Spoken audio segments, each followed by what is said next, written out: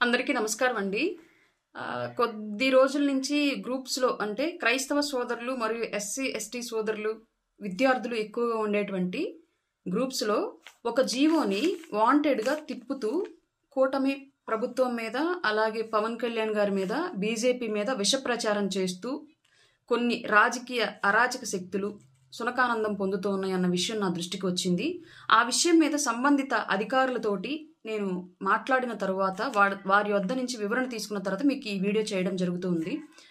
అక్రమంగా కట్టినటువంటి చర్చిల మీద విచారణ జరిపి చర్చిలను కూల్చివేయండి అని చెప్పేసి ప్రభుత్వం ఒక జీవో ఇచ్చిందని చెప్పేసి ఆ జీవోను జత చేసి కింద కూటమి మీద పవన్ కళ్యాణ్ గారి మీద బీజేపీ పార్టీ మీద విష చిమ్ముతూ చాలామంది వైసీపీ ఫాలోవర్సు అలాగే యాంటీ కూటమి పార్టీలు వీళ్ళందరూ కూడా కొంత విష ప్రచారం చేస్తూ ఉన్న విషయం నా దృష్టికి వచ్చిందండి. దాని మీద నేను సంబంధిత అధికారులు ఎవరైతే ఇక్కడ Panchayati Raj commissioner PR and RD వారి తరపున అని చెప్పేసి ఆ జీవోల కింద ఉందో నేను ఆ పంచాయతీరాజ్ శాఖ అధికారులను అలాగే సంబంధిత కమిషనర్ వారిని సంప్రదించిన తర్వాత వారి వద్ద నుంచి తీసుకున్నటువంటి క్లారిఫికేషన్ మీ ముందుంచుతున్నానండి. ఆ జీవోలో ఆ కంప్లైంట్ ఇచ్చినటువంటి వ్యక్తి తను ఉన్నటువంటి నివాసం ఉన్నటువంటి ప్రాంతంలో అత్యధికంగా అక్రమంగా ఎలాంటి అనుమతులు లేకుండా ప్రార్థనాలయాలను నిర్మించారు. వాటిని మీరు దయచేసి విచారణ జరిపి వాటిని తొలగించవలసిందిగా అక్కడ ఉన్నటువంటి నివాసులు ఇబ్బంది పడుతున్నారు కాబట్టి తొలగించవలసిందిగా అతను చేసినటువంటి ఆ కంప్లైంట్ని తీసుకొని తద్వారా రాష్ట్ర వ్యాప్తంగా ఇట్లాంటివి ఏమైనా ఉంటే చూడండి అన్నట్లుగా ప్రభుత్వం ఆ రోజు జీవోలో ఇచ్చింది. కానీ అది జరిగినటువంటి తప్పిదం ఏమిటి అంటే కేవలం చర్చిలు మాత్రమే కాదు, ఏ మతానికి సంబంధించి అయినా సరే లేదా ఏ కులానికి సంబంధించినటువంటి కమ్యూనిటీ భవనాలు కూడా కొన్ని చోట్ల అక్రమంగానే నిర్మాణాలు జరిగి ఉంటాయి చాలా చోట్ల. అట్లాంటివి కూడా అసలు ఏదైనా అనుమతి లేకుండా ప్రభుత్వం అనుమతి అలాగే సంబంధిత నగరపాలక సంస్థ లేదంటే గ్రామ పంచాయతీ వారి యొక్క అనుమతులు లేకుండా నిర్మాణాలు జరిగినటువంటి అన్ని భవనాలను మీరు ముందు కూలంకుషంగా విచారణ జరిపి తద్వారా తదుపరి చర్యలు చేపట్టండి అని చెప్పేసి రావాల్సినటువంటి జీవోలో అతను కేవలం చర్చలకు సంబంధించి కంప్లైంట్ చేయడం మూలంగా ఆ జీవోలో అదే పదం వాడి ఆ జీవోను రిలీజ్ చేశారు.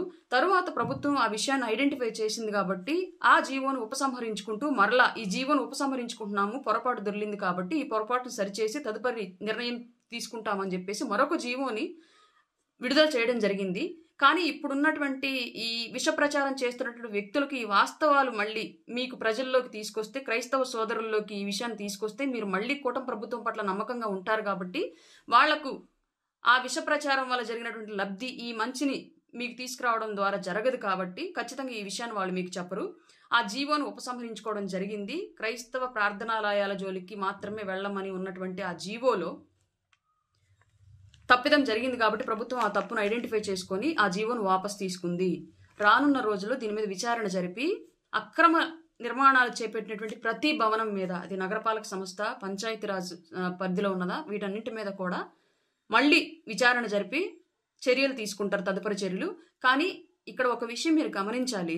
తన మతాన్ని తను గౌరవిస్తూ పరాయి మతాన్ని కూడా గౌరవిస్తూ మర్యాద తన మతాన్ని తను పాటిస్తూ పరాయి మతాన్ని గౌరవించేటువంటి పవన్ కళ్యాణ్ గారు సనాతన ధర్మాన్ని ఆచరిస్తున్నారు కదా అన్న ఒకే ఒక్క కారణాన్ని చూపించి ఆయన మీద విషం చిమ్మాలి అనుకోవడం, ఆయన మీద ఉన్నటువంటి నమ్మకాన్ని కోల్పోవడం కూడా మనకు మంచిది కాదు. అలాగే బీజేపీ ప్రభుత్వం ఎట్టి పరిస్థితుల్లో కూడా ఒక మతానికి ఏమీ పనిచేయదు. ప్రభుత్వానికి ఎట్టి పరిస్థితుల్లో మతాలను అన్ని మతాలను సమానంగా చూస్తూ అందరినీ కూడా తన బిడ్డల్లాగా భావించుకుంటూ వెళ్లేదే ప్రభుత్వం. అది ఏ ప్రభుత్వం అయినా సరే, కేంద్ర ప్రభుత్వం రాష్ట్ర ప్రభుత్వం ఏ రాష్ట్రంలో ఉన్నటువంటి ప్రభుత్వానికైనా మతం అనేది ఉండదు.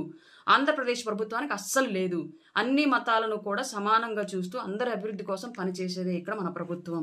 పవన్ కళ్యాణ్ గారు పూర్తిగా చెప్తున్నాను ఈ విషయాన్ని నేను. ఆయన తన మతాన్ని ఎంత శ్రద్ధతో ఆచరిస్తారో అంతే శ్రద్ధతో ఇతర మతాలను గౌరవిస్తారు. మీకు ఆల్రెడీ తెలుసు ఆయన యొక్క భార్య సతీమణి గారు కూడా క్రైస్తవ మతాన్ని ఆచరించేటువంటి మహిళే అన్న విషయం మీకు అందరికీ తెలుసు.